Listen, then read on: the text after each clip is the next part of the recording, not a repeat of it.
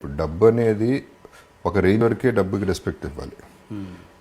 ఒక రేంజ్ వరకు డబ్బులు సంపాదిస్తాం, ఆ తర్వాత డబ్బులు మనం సంపాదించేస్తాం, బానిస అయిపోతాం. అది పెద్ద అడిక్షన్ అండి. దానంత పెద్ద జబ్బు ఇంకోటి లేదు.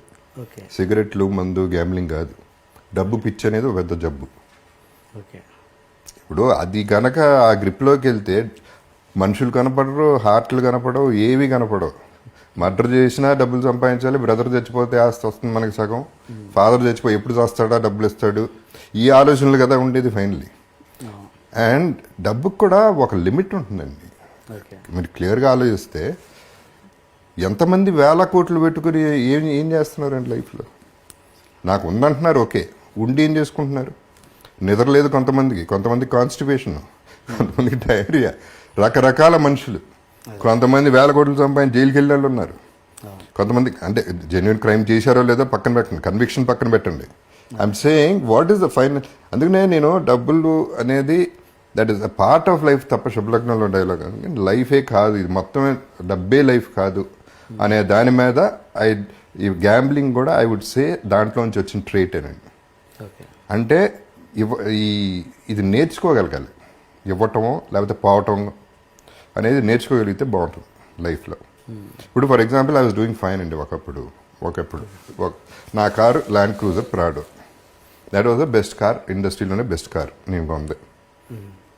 3-4 ఏళ్ళు ఉంది. పొద్దున్నే స్నానం చేసి బయటకు వచ్చి చూశాను, కారు కనపడుతుంది. దీని మీద నాకేంటి అటాచ్మెంట్ అసహ్యంగా అనుకున్నాను. కారు మీద అటాచ్మెంట్ ఏంటి?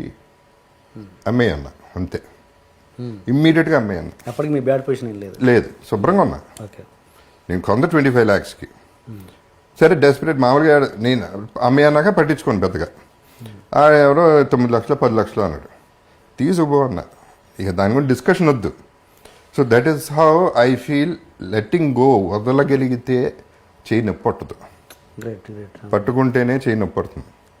ఇది నాది అంటే మనం torturing our mind and body and everything. And మిగతా అన్నీ మర్చిపోతున్నాం. ఎంతమంది పేరెంట్స్ని కలుస్తున్నారండి, ఎంతమంది కలిసి ఉంటున్నారు ఫ్యామిలీలో, ఎంతమంది హస్బెండ్ అండ్ వైఫ్ హ్యాపీగా ఉంటున్నారు. డబ్బు విషయంలో కూడా ఎన్ని డివోర్సులు జరుగుతున్నాయి. So all this the main villain in life is money అండి. సో అందుకనే నేను ఆ మనీ అనే దానికి అంత ఇంపార్టెన్స్ ఇవ్వకూడదనే నా ఫిలాసఫీ అండి. బికాస్ నేనేంటి, నాకున్న డబ్బు నాకు చాలా తక్కువ ఉందండి నిజం చెప్పాలంటే. అది కూడా మళ్ళీ తిరిగి సంపాదించింది. కానీ నేను నా ఫస్ట్ క్లాస్లో వెళ్తాను, నా 5-star హోటల్లో ఉంటాను, నా ఫ్యామిలీ అట్లాగే వెళ్తుంది, ఫ్యామిలీ అలాగే ఉంటుంది. పిల్లలకి ఎంత మిగిలితే అంత పిల్లలకి ఇస్తాం అంతే. ఎవడు రూల్ పెట్టలేదు 1,00,000 కోట్లు ఇవ్వాలని. వాళ్ళ వాళ్ళు బతకాలి. ఇవ్వగలిగితే ఇవ్వలేకపోతే నోరు మూసుకు కూర్చో అంతే. అండ్ మీకు బ్యాడ్ ఫీల్, కొంత ఫ్రస్ట్రేషన్ కూడా ఉందండి దీంట్లో. బికాజ్ ఆ ఒక్క దృష్టితోనే చూస్తున్నారు జనాలు. పొద్దున్న లెగిస్తే ఎలా మోసం చేద్దాం, ఎవరిని మోసం చేద్దాం,